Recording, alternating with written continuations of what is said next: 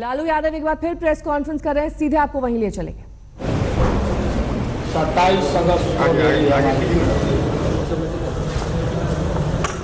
Rally हम अपने मालिकों को, जनता को बताएंगे कि किस तरह से मेरे और मेरे परिवार के बच्चों के खिलाफ पॉलिटिकल वेंडेटा के तहत लगातार हमले हो रहे हैं। और हमने ये भी कहा था अपना पार्टी के स्थापना दिवस में परसों ये हमको जेल भेजना चाहते हैं, हमको सरेंडर कराना चाहते हैं कि हम भाजपा के सामने, आरएसएस के सामने हम झुक जाए। और इसी क्रम में ये सब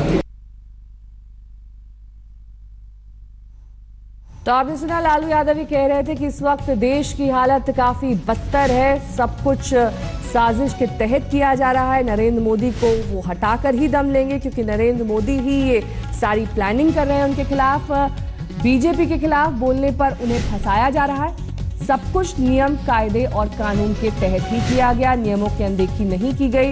सिलसिलेवार तरीके से वो बता भी रहे थे कि किस तरह से नियमों का पालन किया गया। पीछे से कौन इधर एक भाजपा नरेंद्र मोदी की विदाई का तैयारी हम लोग कर रहे हैं। प्रेस कॉन्फ्रेंस हो रहा है, कर रहा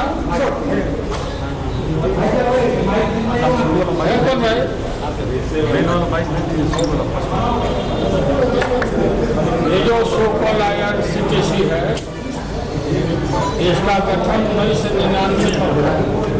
कब हुआ? 1999 में इसका जन्म हुआ, गठन।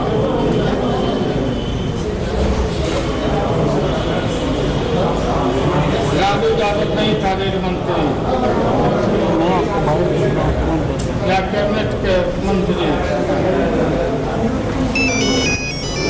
एक पॉलिसी के तहत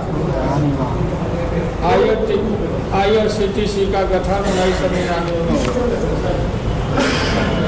2002 में IRCTC फंक्शन में आया, फंक्शन में काम 2002 में। 2003 में दिल्ली, हावड़ा, रांची एवं पुरी के जाति निवास एवं होटल रेलवे ने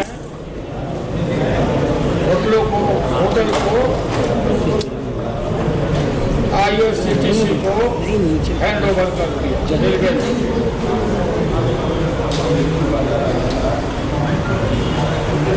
मैं 30 मार्च 2004 को रेल मंत्री बना।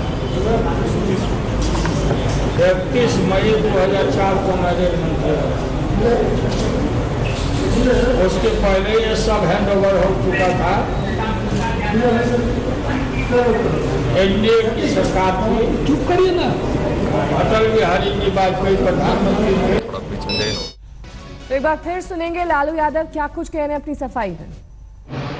पूरी बात एक ही है सर। रेलवे की स्थिति IRCTC का पद से पत्थर था, अपना खर्चा भी नहीं चला पाता था। मजबूत आदमी है बिहार में। लालू मिलाने से, फुसलाने से मिलने वाला नहीं है। हम अपने रास्ते पर हैं, देश को ये टुकड़ा टुकड़ा करना चाहते हैं। देश का हालत बद से बदतर है। वो हमारे यहाँ CBI विश्वास देना नहीं, हम हमेशा उपलब्ध हैं। CBI जहाँ हमको बुलाएगी, कुछ पूछना चाहती है, जानना चाहती है, तो हम उनको जानकारी देंगे। क्योंकि IRCTC का जो रेलवे का ऑटोनॉमस बॉडी है IRCTC, होटलों को मैनेज करता है, कैफेटेरिया को मैनेज करता है।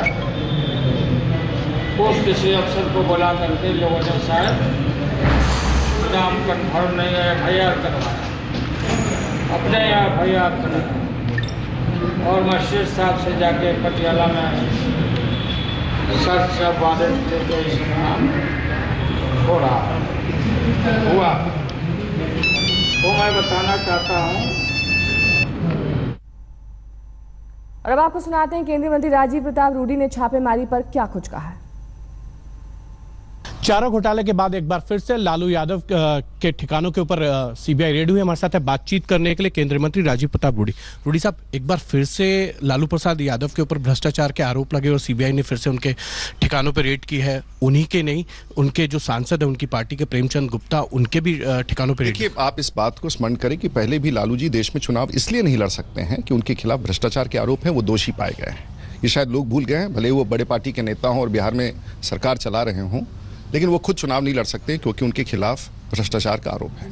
अब फिर नए साक्ष्य भर के आए हैं और चारा घोटाला में उन पर सजा हुआ है। और अब जो रांची में एक होटल था जो रेलवे को उन्होंने ट्रांसफ़र किया, जो पुरी में होटल था उसे रेलवे केटरिंग कॉरपोरेशन को ट्रांसफ़र किया, उसके बाद उसे बेच दिया कम दाम में। और उसके एवज में उनके सहयोगी ने मिलकर के, जो उस समय कॉरपोरेट मंत्री थे, शायद उसी दौरान ये सब कुछ हुआ, उनके नाम से ये कंपनियां बनाई गई।